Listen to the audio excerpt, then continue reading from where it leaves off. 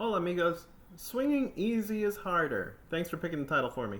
So I just wanted to reconcile this quote with Trevino's philosophy. So I'm going to play some videos. What your brain does is that you were give it a task, key for it me eliminates to pick up anything ball and speed. everything not relevant to the task. Yep. So if the task is to get your right arm to do this, all of a sudden, a lot of the weird backswings and the body movements go away because it doesn't play into the task of what you're trying to do with your right arm. Yeah? Yeah, got it. So what players talk is about holding off. Yes. They don't. They've just got maximum pressure on the ball to take it to the finish. Yeah. Swinging cack-handed as a feeling. Yeah. Cack-handed being, left below right for a right-handed player. So as we're going back now, you can see what that right arm does, Yeah. and the left arm, about 45-degree angle. Yeah. And then from there, you can see how the right elbow comes out in front. And now where's the butt going to go there? It's going to match my body turn. It's going to match it, isn't it? Yes. Yeah. And so then what I get on it, I can get shaft pressure and face pressure on it. Yeah. So I've got to get this right arm in a position where I call it from the top. I call it spinning the right arm down. Why? Because I'm trying to match the arm speed with the body. One. Okay, so swinging easy is hard. Why is it hard? Well, in my opinion, it's too much timing. If you start with a really soft grip and you have a really easy, effortless swing, you might be tempted to flip at the bottom because you start running out of distance. This leads to other issues with face closure. Let's say you have really soft hands, you're very armsy.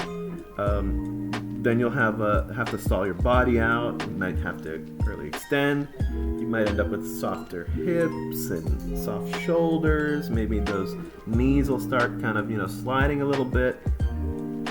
And I was wondering, for the life of me, how come Trevino, who everyone first saw in '68, and we've got footage of him at almost every stage of his career, including now, had a straight left arm? I mean, it's not a requirement to play good, but when you got modern players like Rahm here, who, have very broad chest, very wide shoulders. What are the, I was like, is he like overly strong with his left arm? I don't know. I don't know why I'm not able to fire properly, and maybe my sequence is outrunning it or what. And what was the secret? You're not pressurizing the shot before you hit the shot. What do I mean by that? You see this when he's going back? Watch how that forearm, if you can hit pause at any time, why is that forearm, all the striations in the forearm are going crazy? That means he's creating a lot of torque on that club early, right? So when he shifts, if he wants to fire that right side, the lower body, the hips, the chest, the shoulders, they're going to have to follow because that structure is almost encased in concrete. And that right hand is almost like a vice. It's on there. I think that glove, it's just there to not let your hands slip from their connected state. But honestly, if you could dry it off, I mean, that's how, a lot of players can play. But so then, once I figured out, okay, maybe I can have a straight left arm by doing that. Why did Trevino want left-hand dominance to prevent the toe from rolling over, and why did Ben Hogan want three-right hands to keep the toe from rolling over, right? Well, let's just answer this with a hypothetical. Who was left-handed playing on their right side, right? Hogan was. So Trevino obviously had a lot of right hand in there already.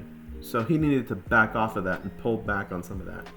And so the rest of this sequence is an effect of how you have your hands in relationship to your body.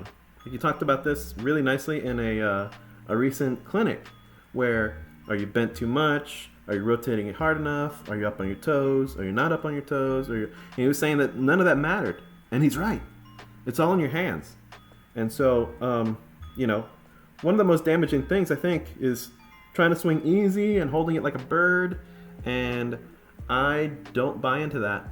I went from a max of, let's say 160 something ish mile per hour on the ball speed on a range ball. And now I'm at 174 and I'm staring at 180 around the corner.